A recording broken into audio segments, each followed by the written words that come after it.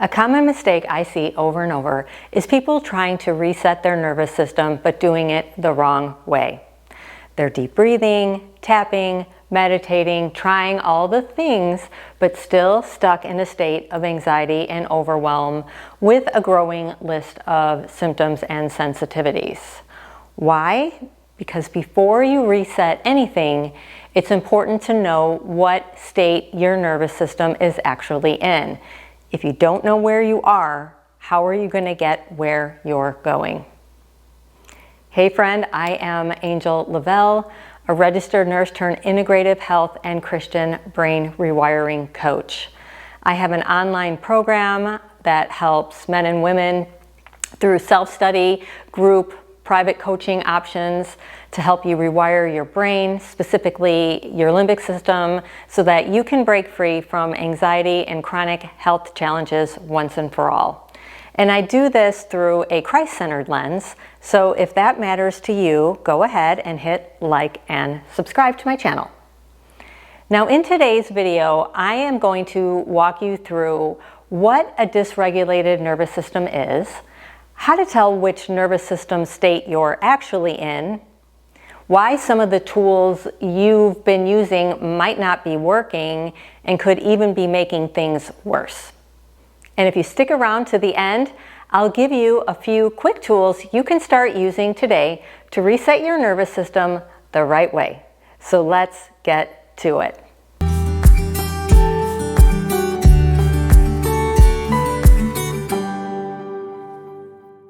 So let's start with the basics. Your brain communicates with your body through the autonomic nervous system. And it has two main branches, the sympathetic and the parasympathetic. We can liken this to driving a car. The sympathetic nervous system would be like the gas pedal. It's the one that revs you up. It gets you moving when your brain senses danger or a stressful situation. The parasympathetic nervous system could be likened to the brake pedal of the car. It slows things down and allows your body to rest, recover, and repair once any threat has passed. But here's the problem. If you've faced multiple stressors or traumas, whether it's physical, emotional, spiritual, the natural interplay between these two nervous system states can get thrown off. Instead of smoothly shifting between activation and rest, your nervous system can get stuck in a rut, in a sympathetic dominant state that leaves you feeling either super revved up and on edge or completely shut down. This is what we call dysregulation, when your nervous system gets confused about what's safe and what's not, and it starts responding to everyday life and stress like it's dangerous. There are two primary ways this dysregulation shows up, either fight or flight or freeze. Fight or flight is when your brain stays on high alert, like the threat that never ends. It can feel as if you're constantly being chased by a bear or constantly fighting one off. You might be feeling anxious, on edge, or uneasy, easily overwhelmed. It's that wired but tired feeling, revved up inside yet feeling completely drained. A mind that won't stop racing, or thoughts that are stuck in a repetitive loop. You might feel tension or mysterious aches and pains throughout your body. A constant drive to stay busy, to fix things, control things, struggling to relax, unwind at the end of the day. But sometimes, instead of staying in that fight or flight, your system can take another route. When it's been under pressure for a really long time, your brain, it's kind of like, again, that analogy of the car, it's like it hits the brakes really hard. And this is the freeze response. It's your nervous system's last resort way of protecting you by shutting things down. And this can show up as you feeling numb or disconnected from yourself or others, depressed, emotionally flat, fatigued, heavy, or like you're moving through molasses. That's that brain foggy feeling, stuck, spacey, out of your body. You might feel unmotivated. Even when you want to get up and engage, you just can't. Withdrawn, you feel isolated, or like, kind of like you're watching your body from the outside.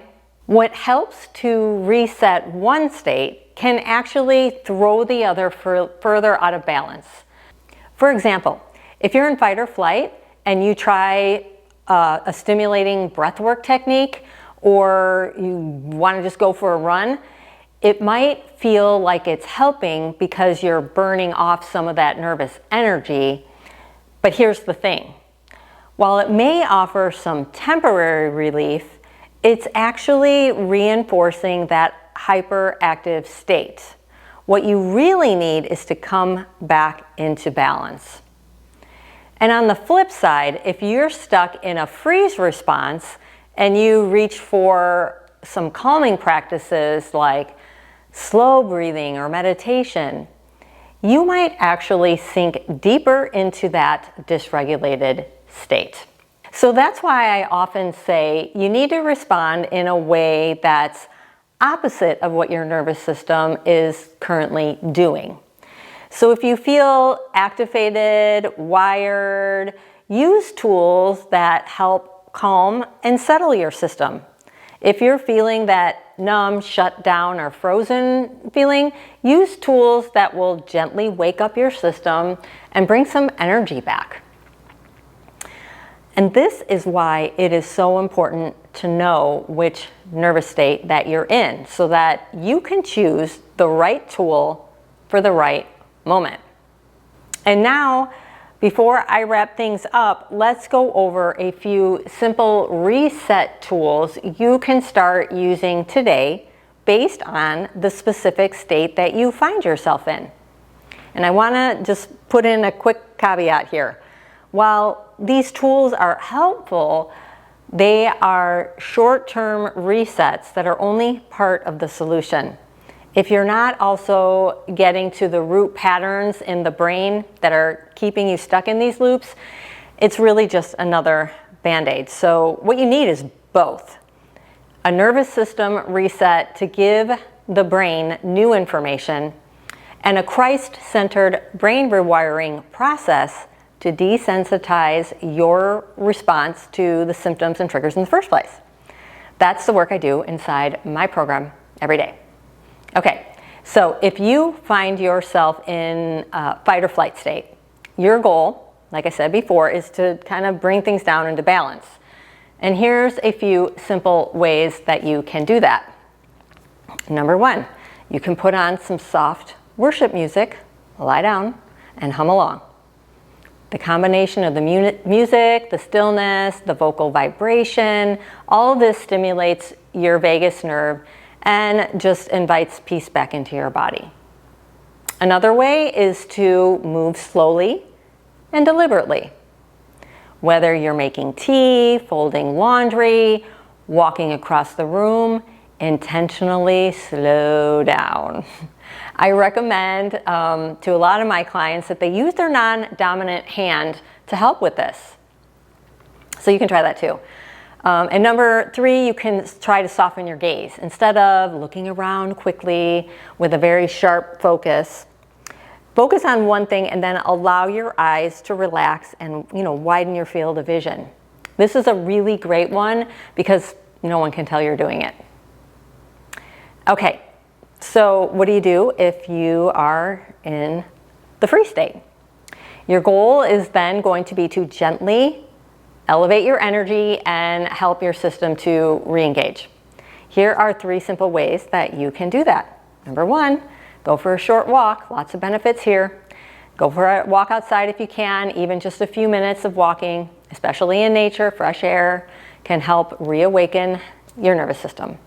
Number 2, do a gentle full body stretch. Reach tall, bend forward, roll your shoulders, twist from side to side, any kind of slow and intentional movement that invites your body just to take up space again. And number 3, shake it all about. Yeah, seriously. Put on some worship music or cue up the hokey pokey if you dare. And gently shake out your arms, your legs, and all parts of your body. It might feel silly, but shaking has been shown to help discharge stored stress and trauma from the nervous system. So go ahead, do the hokey pokey, and shake it all about. All right, these are simple starting points, but when you use them with intention, they can really help your nervous system begin to regulate more effectively. And remember, there's nothing seriously wrong with you. You're just in a dysregulated pattern, and patterns can be changed.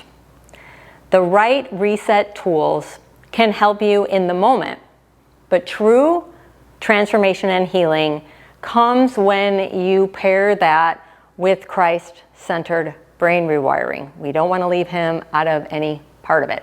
So if you found this video helpful, please go ahead and like it and subscribe to my channel. It helps more people find this kind of content. It gets the message out to those who need it.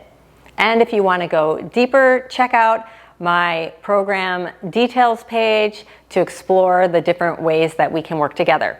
I will see you in the next video. You are loved, and I mean it.